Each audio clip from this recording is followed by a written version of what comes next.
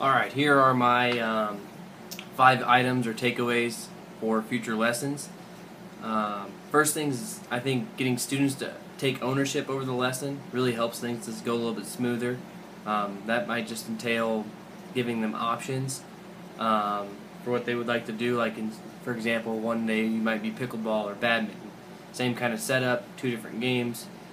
Giving them the option sometimes helps them, take ownership over their own thing, and they put more effort and attitude into it. The second thing I would say is most important is over planning. I learned that really quickly teaching 90-minute periods. If you don't have some backup stuff and some things don't work out, like if you had a quiz or something with the iPads and you had a technology thing break down, you've got to have a backup plan. Whether it's something you know in your head or something you put down on paper, you're not always going to have it on paper, in my opinion.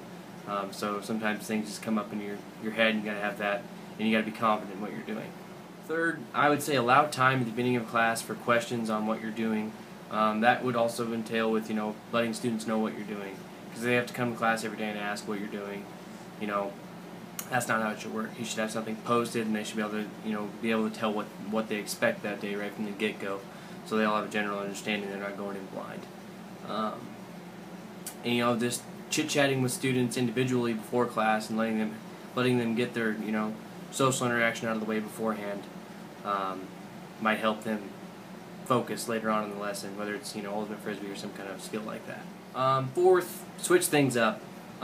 Even at early bird or instant activity, whether it's juggling, ladders, or if you're badminton that day, working with the rackets, just passing back and forth, hitting back and forth, no nets. Those are all good instant activities, and try and give them options on what they would like to do that day as their early bird. And that goes along with agilities, ladders. Get creative, do something outside, flip tires if you have that, push sleds. Kids enjoy doing stuff like that. Just stay composed the whole time. If you get rattled, the kids get rattled, and then that just brings that negative attitude. I got rattled pretty easy in the beginning. There's so many questions that would come at me, and just trying to please everybody. You're not going to please every student.